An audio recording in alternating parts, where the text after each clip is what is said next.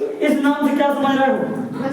चाहे 8वीं वाले चाहे 7वीं वाले बताए चाहे ये लोग बताए, समूह मतलब क्या लग रहा है? हाँ, इकट्ठा करना। हाँ, इकट्ठा को हल्ला बस बस बस बस बस बस। हाँ, समूह मतलब का इकट्ठा करना।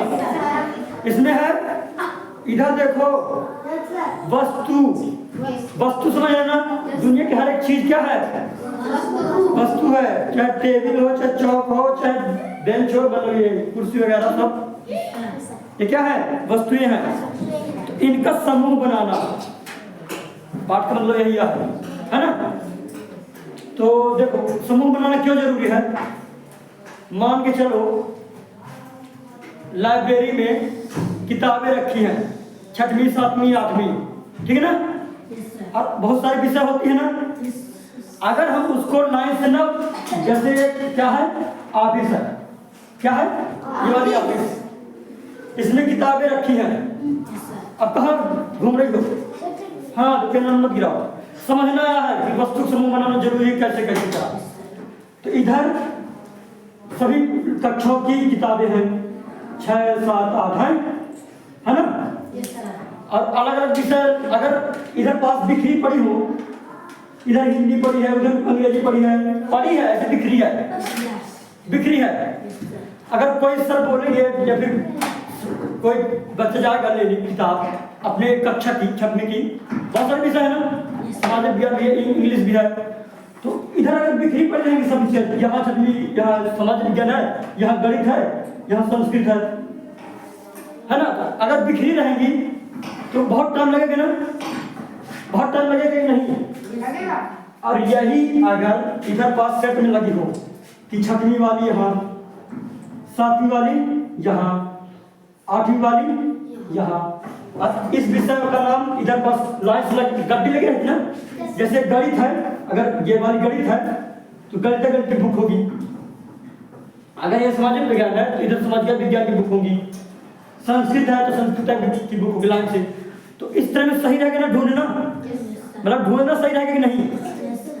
तो वस्तु समूह बनाना मतलब क्रम बाय क्रम, वस्तु के मतलब उसके गुण के आधार पर बांटना, तो सही रहेगा कि नहीं?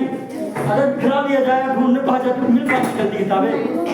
ये केवल किताब बस का नहीं है, दुनिया की हर चीज में देखोगे। जैसे कि दुकान वगैरह में जाते हो ना, तो लाइन से बड़ी दुकान में अगर जाओगे तो देखोगे साबुन इकट्ठा रखे रहेंगे, सबने साबुन।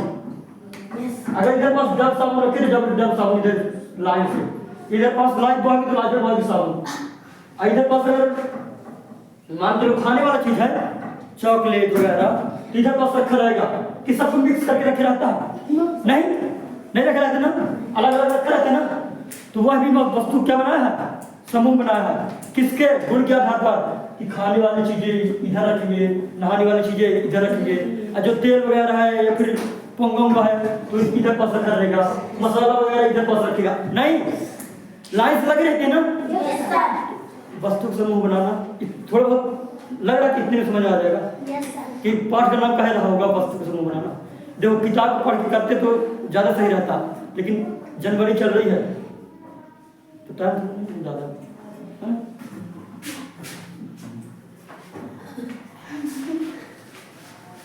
तो देखो, कुछ वस्तुएं कठोर भी होती हैं, कुछ वस्तुएं मुलायम भी होती हैं, है ना? अभी कठोर मुलायम पर नहीं जाते हैं, अभी डायरेक्ट लिखना शुरू, अभी मैं डायरेक्ट बता रहा हूं। देखो सुनो, वस्तुएं समझ गया ना?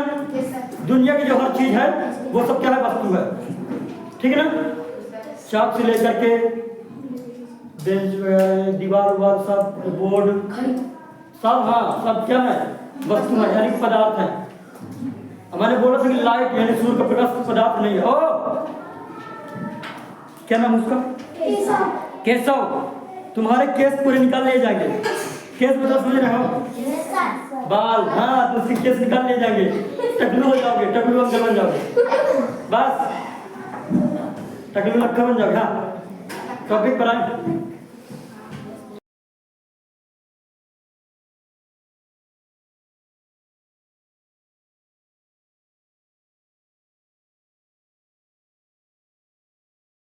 वस्तुओं के बारे में पता करते हैं। ध्यान से इधर देखो, साथ में वाले भी और यहाँ और रहने दो कंफर्ट रहने दो।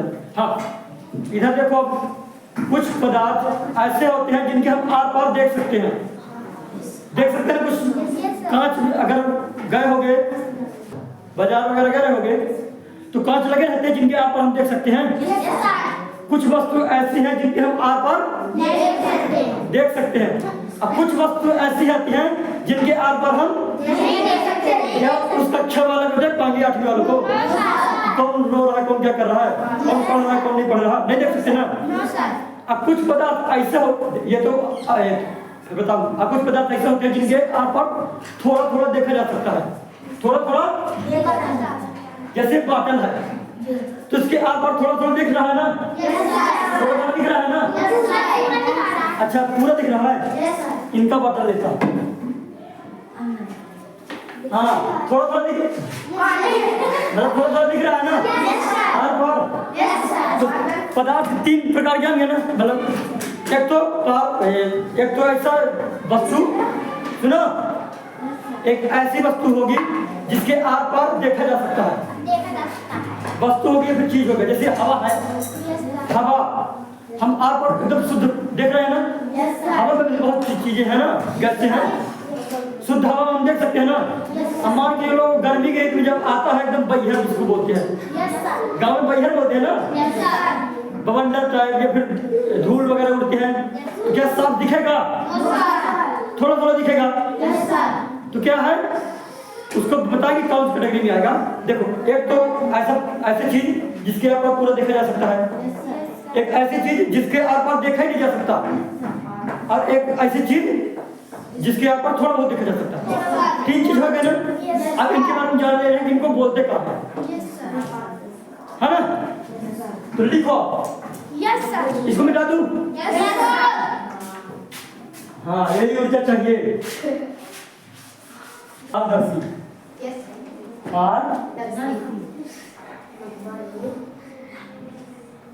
प्रश्न किस प्रकार से बनेगा कि पारदर्शी क्या है बताइए, है ना।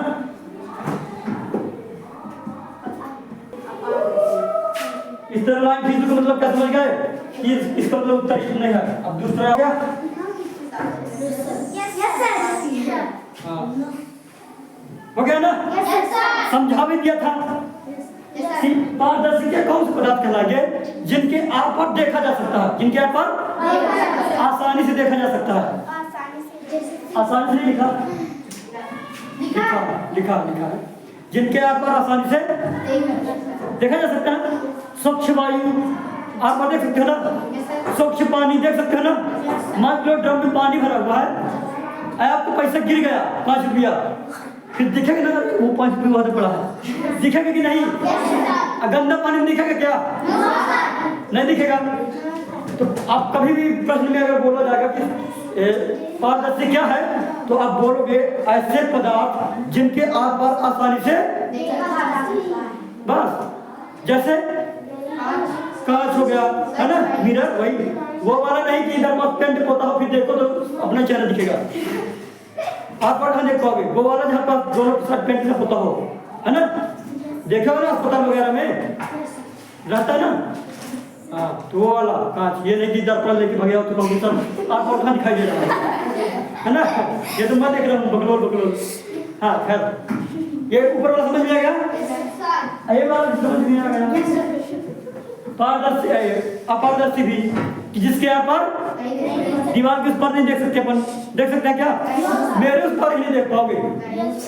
जितने भी मैं, मेरा हाथ है या फिर मेरा शरीर है उसके ऊपर के देख पाओगे, है ना। मैं क्या हूँ, मतलब अपारदर्शी काम कर रहा हूँ ना मैं भी। अब फिर आगे बताया जाएगा कि क्यों नहीं दिखता है, ये चीज क्यों नहीं दिख रहा है, आगे बताया जाएगा। अगर पाठ में शायद है प्रकाश वाले, ठीक है ना। इसलिए इस पाठ को याद रखोगे तो फिर आगे काम देगा। ये अपारदर्शी भी जान गया क्या क्या, जिसके आप नहीं देख सकते अपन, कपड़े के ये वाले कपड़े के आप देख सकते हो क्या, है ना, नहीं देख सकते ना बस। तो अपारदर्शी भी जान गए, पारदर्शी भी जान गए। अब एक बच्चा पारभासी देखिए, जिसके थोड़ी बहुत देख सकते हैं, थोड़ी बहुत। जैसे बॉटल हो गया, पन्नी हो गई, पन्नी का थोड़ा थोड़ा दिखता है ना कि अगर सफेद पन्नी होगी तो समोसा रखा है। काली पन्नी होगी तो देखो, काली पन्नी होगी तो अपारदर्शी हो जाएगी। लेकिन सफेद पन्नी में देख लो यार, अंगूर रखा, चाचे अंगूर ला के आ गए, बुआ लुड़ैया लगी आ गए, है ना? नहीं, पापा समोसा लेके आ गए, है ना? है ना? सफेद वाली पन्नी में जान देख लोगे ना। चलो ठीक है। अगर ठोक पार भाषी उसको भी लेके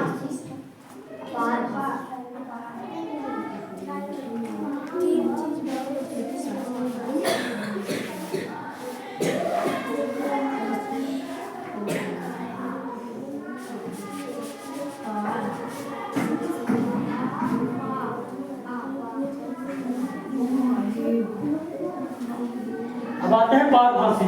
ऐसे पदार्थ जिनके आर पार थोड़ा बहुत देखा जा सकता है। हाँ, तो किन किन वस्तु के आर पार देखा जा सकता है थोड़ा थोड़ा? अच्छा, जो घड़ी देखे हो, घड़ी में जो कांच लगा है तो पारदर्शी के लिए काम करता कि नहीं? अगर अपारदर्शी वाला हो तो क्या टाइम देख पाते कितना बजा कितना बजा? तीनों चीज देख लिए ना अपन लोग? तीनों चीज देख लिए? जल्दी लिख लो पहले। 1 मिनट हो चुका। 1 मिनट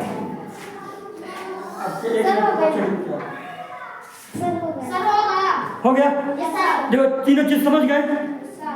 पारदर्शी, अपारदर्शी, पारभासी। पारदर्शी जिसके आप पर देखा पूरा सुनिए करो।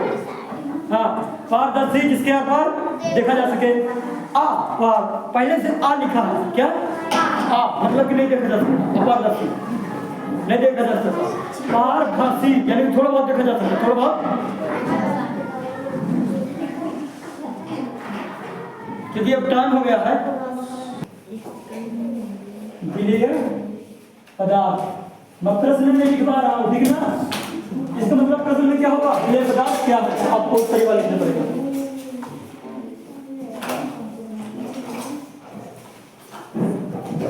हो गया?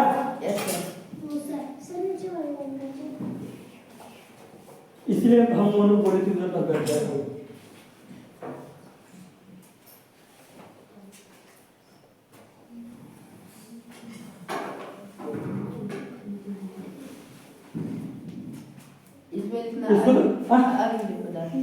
अभी हाँ अभी नहीं पता, क्योंकि मैं जब लिखूंगा नहीं ये इसी को मिटा करके थोड़ा सा चेंज कर दूंगा तो अब ये पदार्थ बनेगा अपने आप, क्योंकि बार बार मैं लिखूंगा इसलिए बोल रहा हूँ लिख लो। लिख गया? लिख गया? हाँ तो बस उल्टा ही करना। हाँ देखो थोड़ा समझ लो अभिलेय पदार्थ क्या है, फिर से मतलब विलेय पदार्थ क्या है। तो विलेय पदार्थ वैसे पदार्थ हैं जो कि पानी में पूरी तरह घुल जाए फिर गायब हो जाए। जैसे शक्कर वगैरह पानी जब शरबत बनाते हो तो शक्कर डाल तो शक्कर इतने बड़े बड़े रहते हैं, मतलब इतने बड़े बड़े रहते हैं ना, तो गायब हो जाते हैं कि नहीं? पानी पूरी तरह मिल जाती है कि नहीं? वो बात अलग है कि मीठी हो जाता है। नमक डालोगे तो वो भी गायब हो जाएगा, वो बात अलग है कि सफा हो जाता है। अब अभिलेय में आते हैं, तो आप लोगों को लिखना है अभिलेय। रेत के कण पूरी तरह घुलते हैं क्या?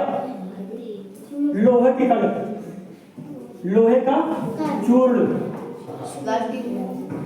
हाँ कण चूर्ण वो कही है। हाँ प्लास्टिक, आदि लगा तो लास्ट में आदि, आदि मतलब कि और भी हो सकती है, ठीक है ना? इसको लिख दो। ये भी समझ में आएगा कि 3-4 बार बोल चुका हूँ मैं वाला, बोल चुका हूँ ना? लिख गया? इधर से जो लोग लिखा है तो वो लोग लिखिए। हालांकि मैंने को पहले आज तक मैं एक बात पहले बता दूं कि क्या है अभिलेय पदार्थ, क्या है विलेय पदार्थ। हो गया ना? उधर ध्यान नहीं जाना चाहिए, ठीक है ना? ध्यान तुम लोगों के लिखो ठीक है? देखो अब कोमल पदार्थ और कठोर पदार्थ, तो कोमल पदार्थ समझ रहे हो ना? जिनका परिवर्तन करना आसान हो। मान चलो ये जिसमें संपीड़ित करें या फिर कोई प्रश्न लगाएं तो उसका परिवर्तन हो जाए। जैसे ये चौक है, अगर चौक को मैं खरोचूं, चौक को मैं तो खुरचल जाता है ना, यानी कि ये कोमल पदार्थ है। ये क्या है? अगर मैं इसको खुरचल जाएगा, क्या खुरचल जाएगा? तो ये क्या है? कठोर पदार्थ। क्या है? अगर मिट्टी की दीवार को अगर खरोचूं खुरचल जाएगा, और अगर मैं लोहे का खरोचूं तो क्या खुरचल जाएगा? तो लोहा क्या हो गया? ढीठ मतलब कि कठोर। पत्थर क्या है? कठोर, है ना? समझ रहे हो क्या बोल रहा हूँ? आटा क्या है? मुलायम, कोमल जिसे बोलते हैं, मुलायम कोमल एक है ना? तो इसकी परिभाषा अपन लिख ले रहे हैं कि कोमल पदार्थ क्या है और कठोर पदार्थ क्या है। चलो इसको लिख दे रहे, ठीक ना? ये पूरा हो गया। हाँ, पहले कठोर लिख दीजिए। कठोर पदार्थ लिखिए, कठोर पदार्थ। हाँ, अरे लाइन छोड़ के ये वेक्टर है हमारे वो, जब उसी का नहीं है ये दूसरा टुआ है तो इसमें क्या होगा? कठोर पदार्थ क्या है?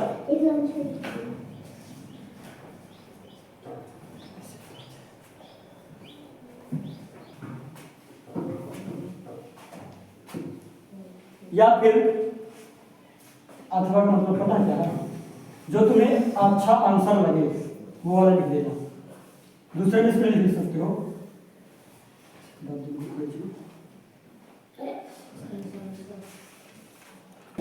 हाँ, अथवा लिख करके इसको भी लिख देना। पता है इसका मतलब क्या है? चाहे तुम ये वाला आंसर लिखो चाहे ये वाला आंसर लिखो, दोनों एक ही है।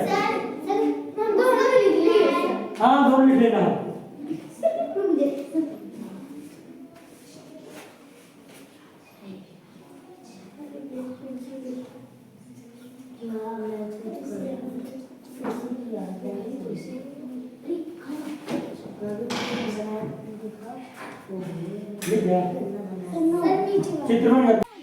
कठोर पदार्थ क्या है इसको लिख लेना है।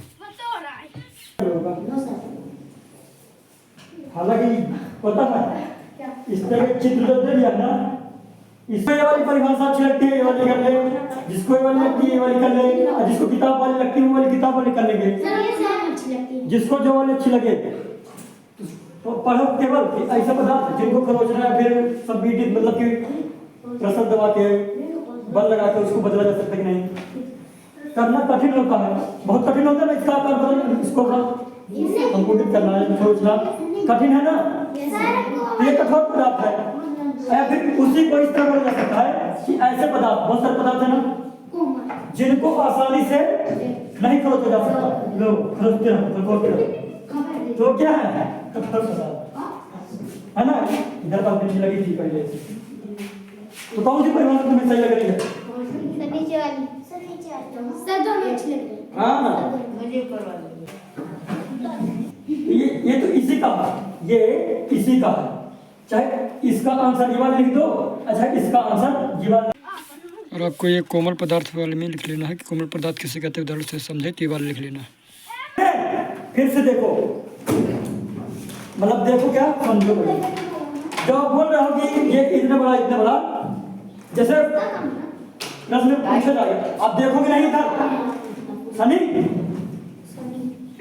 देखो अगर प्रश्न पूछा गया हो आपसे कोमल पदार्थ क्या है उदाहरण सहित समझाइए, तो आप लोगों को चाहे ये वाला आंसर लिखो, उदाहरण से लिखा नहीं, उदाहरण से लिखा इसमें लिखा है मैं उदाहरण नहीं लिखा। सर लिख दीजिए इधर से लिख दे सर, इधर से तो इधर चाहे लिख दे चाहे इधर, उसमें भी उदाहरण नहीं लिखवाया था, नहीं ब्लैक में बताया था, लेकिन सर कोमल पदार्थ है छूटने लगे। हाँ, सर छूट रहे हैं बहुत सारे बच्चे। कठोर पदार्थ में जैसे कि लोहा क्या है, लोहा और सर होगा लकड़ी, मेज, हाँ ईटा आदि आदि। हाँ हाँ, सर इसको भी लिखना है। किसको किसको देखिए मैं ये बार बार बोल रहा हूँ कि अगर पूछा जाएगा कोमल पदार्थ क्या है तो चाहे ये वाला आंसर लिखो चाहे ये वाला आंसर लिखो, दोनों एक है। थोड़ा सा परिभाषा का है बस हो गया, बाकी आंसर वही है। टोटली क्या है मारने के लिए हमारे गलत हो गया सर, हमारे लिए सही है सर। हाँ उदाहरण नहीं बताऊँ ना, धातु। सर नहीं करके हाँ ये दूसरा प्रश्न है, आपको लिखा जाएगा धातु क्या है बताइए, धातु क्या है बताइए। सर जिस तरह वो लगी है उसे करेंगे। हाँ जी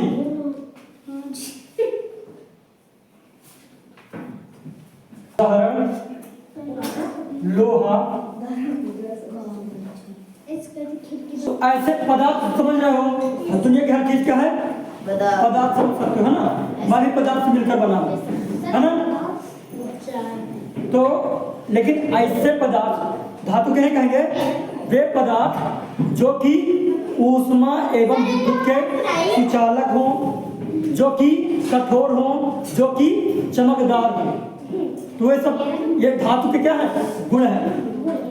धातु कौन है, वे पदार्थ जो चमकदार तथा कठोर होते हैं एवं विद्युत एवं ऊष्मा के चालक यानी कि सुचालक होते हैं। अब ये समझ में नहीं आया बताता हूँ। देखो चमकदार मतलब कि लोहा वगैरह देखते हो, चांदी वगैरह देखते हो, सोना वगैरह देखते हो, चमकता है कि नहीं। जो घंटी देखे हो, घंटी, हालांकि परिभाषा जानते हो कहाँ की है, 12वीं के दिखा दिया 10वीं 12वीं की, क्योंकि किताब में ऐसी परिभाषा है नहीं, तो ताकि जाने रहो, केवल समझना आपको, है ना। अब अपने आप लिख लोगे, है ना। देखो चमकदार समझ गए, लोहा वगैरह ये धातु हैं तो चमकते हैं। और क्या लिखा है, कठोर, कठोर होते कि नहीं। इनको बजाने पर क्या आवाज आती है, अगर दरवाजे में बाजू मारो ठोकर होकर आवाज आएगी नहीं। खिड़की मारो अरे वो घंटी बजाऊंगा तो दूर तक आवाज जाएगी ना। ये तो आवाज वाले लिखा नहीं लेकिन ठीक है। और क्या लिखा, ऊष्मा। ऊष्मा मतलब कि गर्मी, ऊष्मा मतलब गर्मी। अगर मैं इधर पास लोहा में गर्म करूं, मान जो ये लोहा है, ठीक है ना। अगर मैं इधर पास गर्म करूं, इधर पास क्या करूं, हाँ आग लगा दूं, गर्म करूं, तो इधर से गर्म होते हुए इधर तक आएगी। ये तो समझ रहे हो ना। ऊष्मा क्या है, चालक है। और देखिए आपके घर में तार वगैरह लगा होगा, तार रहती है ना, ये तो कॉपर की होगी या फिर एल्युमिनियम की होगी, कॉपर तार, या फिर लोहा में भी करंट फैलता है ना। तो देखो ऊष्मा समझ गए, गर्मी, ऊष्मा समझ गए, ऊष्मा का चालक और विद्युत का भी चालक। यानी कि अगर लोहे में अगर करंट छुआ दिया जाए तो पूरे लोहे में करंट फैल जाएगा, यानी कि चल रहा है। विद्युत क्या रहा, चल रहा है। तार में जो लगी रहती है कॉपर की तार, इतनी बड़ी मान के चलो तार लगी रहती है ना, इधर पास फंसी है बल्ब, है ना, दो तार लगी रहती है, छोटी है फेस, मान लीजिए इधर पास बल्ब है तो जलेगी कि नहीं, जलेगी कि नहीं। इन तारों में क्या आ रहा है, करंट आ रहा है। और ये तार कहाँ की बनी है, या तो लोहा की बनी, लोहा नहीं, अरे ऊपर की कवरिंग को नहीं बोल रहा, उसके अंदर जो तार देखे हो उसको बोल रहा हूँ। स्टील की नहीं होती भैया, कॉपर की होती है। स्टील, कॉपर, सिल्वर और सिल्वर। ये जो तार लगी है ना, हम इसको बाहर सिल्वर की लगी है, काहे की, ये भी क्या है, धातु है, चमकदार है कि नहीं, कठोर है कि नहीं, है ना। तो ये जो तार है, तार जो ऊपरी वाला पार्ट नहीं कि जो देख लो कि नीला पीला, वो उसको मत बोलना, उसके अंदर जो तार इस तरह रहती है वो सारी, हाँ सफेद हो चाहे पीली हो, तो वो क्या है, अब वो धातु श्रेणी में आएगी, कहेंगे। अब धातु फिर से समझ लो। अब यदि प्रश्न उत्तर करने हैं तो आप यहाँ से देख सकते हैं, ये प्रश्न नंबर पहला है, इसका उत्तर कुछ इस प्रकार से ये वाला लिख लेना है। अब दूसरा प्रश्न का लिखना है आंसर। इसमें चमकदार वस्तुओं का चयन करना, इनमें से कौन सी वस्तु चमकदार होती है। तो इनका आंसर कुछ इस प्रकार से लिख लेना है ना। ये प्रश्न हो गया और ये इसका उत्तर कुछ इस प्रकार से। चमकदार पदार्थ कौन कौन से हैं? कांच की प्याली है और स्टील की चम्मच। फिर तीसरा देखिए, तीसरे में सही जोड़ी मिलाना था। तीसरे में क्या करना था? सही जोड़ी मिलाना था। तो सही जोड़ी कुछ इस प्रकार से। अब आते हैं चौथा में। तो चौथे प्रश्न में क्या है? सत्य सत्य बताना है। इनमें से कौन सा सत्य है, कौन सा असत्य? जैसे पत्थर पारदर्शी होता है जबकि कांच अपारदर्शी होता है, ये असत्य है। क्यों असत्य है? इसमें लिखा है पत्थर पारदर्शी होता है, क्या पत्थर के पर देखा जा सकता है? तो आंसर है नहीं। और फिर लिखा है जबकि कांच पारदर्शी होता है, जबकि कांच अपारदर्शी होता है, यानी कांच के पर नहीं देख सकती, तो आंसर देख सकते हैं, तो गलत है ना, ये असत्य। फिर लिखा है नोटबुक में धुती होती है जबकि रबड़ में नहीं, यह भी क्या है? असत्य है ना। फिर क्या है? चौक जल में विलीन हो जाता है। क्या बोला है? जो चौक है वह क्या जल में विलीन हो जाता है? तो आंसर है नहीं। देखो थोड़ा बहुत घुल जाता है लेकिन क्या पूरा घुल जाता है? तो आंसर है नहीं। तो ये भी क्या है? असत्य है। फिर लकड़ी का टुकड़ा जल पर तैरता है, क्या लकड़ी का टुकड़ा जल पर तैरता है? तो आंसर है हाँ, है ना। लकड़ी देखो ना पानी में तैरते रहता है। फिर चीनी जल में विलीन नहीं होता, क्या शक्कर जल में पूरी तरह नहीं घुलती? तो आंसर घुल जाती है, लेकिन इसमें तो नहीं घुलती लिखा है, यानी कि क्या है? असत्य है। फिर तेल जल के साथ मिश्रणीय है, तो क्या तेल पानी में पूरी तरह घुल जाता है? तो आंसर है नहीं। तो ये भी क्या है? असत्य है। बालू यानी कि रेत जल में निःसादित हो जाता है, यानी कि निःसादित मतलब क्या? बैठ जाता है तल पर, मतलब निचली सतह पर क्या हो जाता है? बैठ जाता है। तो आंसर क्या है? सही है। सिरका जल में विलीन हो जाता है, जो आपका सिरका है क्या जल में पूरी तरह विलीन हो जाता है? तो आंसर है हाँ, है ना। तो इसका आंसर कुछ इस प्रकार से देख सकते हैं। यहाँ से चौथा का, है ना, सत्य असत्य थे कुछ इस प्रकार से। आइए पांचवा देखते हैं। तो पांचवा प्रश्न में क्या है? नीचे कुछ वस्तुओं तथा पदार्थों के नाम दिए गए हैं, जैसे ये सारे नाम दिए गए हैं, तो इनमें से ये सारे नाम दिए गए हैं ना, तो इन सब के प्रकार को समुचित कीजिए, मतलब कि अब बांटना है, जैसे गोल आकृति तथा अन्य आकृति। इनमें से कौन कौन सा पदार्थ गोल आकृति का है? या फिर खाद्य पदार्थ और अखाद्य पदार्थ में बांटना है, कौन कौन सा खाने लायक है और कौन कौन सा खाने लायक नहीं है। तो इसका आंसर कुछ इस प्रकार से है ना। प्रश्न मैंने ऊपर लिखा है, इधर से आंसर हो गया। देखो गोल आकृति, जैसे कि गोल क्या रहता है? बास्केट। इसी में से देख के लिखना, जो चौथा प्रश्न है ना, इसी में से देख के लिखना। तो गोल आकृति में क्या कहता? बास्केटबॉल था, संतरा, ग्लोब, सेब। और अन्य आकृति जैसे जल, चीनी और मिट्टी का घड़ा। खाद्य पदार्थ यानी कि जिसे खा सकते हैं, मतलब खाद्य या फिर पेय पदार्थ जल। आप सोचो कि जल को खाते थोड़े हैं, तो मगर पीते हैं ना। तो जल, चीनी, संतरा, सेब, है ना। और अखाद्य जिसको हम नहीं खाते, जैसे बास्केटबॉल, ग्लोब, मिट्टी का घड़ा, ये सब थोड़े खाते हैं। तो ये सब आंसर हमने इसी से छांट के लिखे हैं। अब आते हैं नंबर अगला में। जल में तैरने वाली जिन वस्तु को आप जानते हैं उनकी सूची बनाइए, मतलब जल में कौन कौन से पदार्थ तैरते हैं उसको आपको बताना है। जांच कीजिए और देखिए क्या वे तेल अथवा मिट्टी के तेल पर तैरता है। तो आपने अनुमान लगाना है या फिर ज्ञात करना है, क्या जो पदार्थ जल पर तैरती है तो वह तेल पर भी तैरती है। तो आपने परीक्षण करके देखना होगा ये सब। लेकिन जो आपको आंसर लिखना है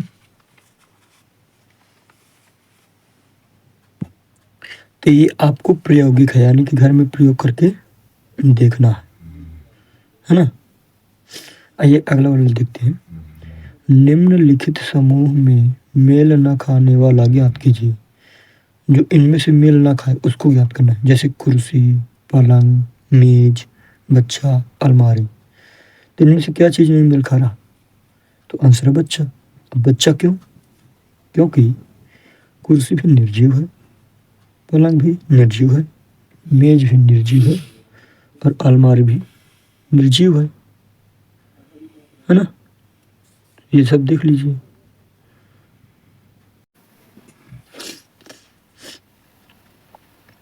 जैसे ये बच्चा हो गया, इसमें अलग, जैसे गुलाब, चमेली, नाव, गेंदा, कमल। ये कमल, गेंदा, चमेली ये सब क्या है? फूल है। और नाव फूल थोड़ी है, तो नाव सबसे अलग हो गया। ऐसे ही एल्युमिनियम, आयरन, तांबा, चांदी, रेत। तो ये एल्युमिनियम, आयरन, तांबा, चांदी ये सब क्या है? धातु के नाम हैं। रेत धातु नहीं है, तो ये वाली अलग हो गया। ऐसे चीनी, नमक, रेत, कॉपर सल्फेट। तो ये चीनी, नमक और कॉपर सल्फेट ये सब क्या है? दूसरे पदार्थ ये मिल जाते हैं, घुल जाते हैं, ठीक ना, पानी में। रेत पानी में नहीं घुलता, रेत पानी में नहीं घुलता, इसमें भी रेत हो जाएगा। तो आपने केवल बच्चा लिख देना है, पहले वाले में नाव लिख देना है, रेत लिख देना है और इधर भी रेत लिख देना है। और अगर इस तरह लिख कर देखना चाहते हो तो इस तरह भी लिख कर देख सकते हो, है ना। कुछ एक सेकेंड, हाँ इस प्रकार से ये हो गया आंसर। और धातु क्या था? ये धातु था, है ना।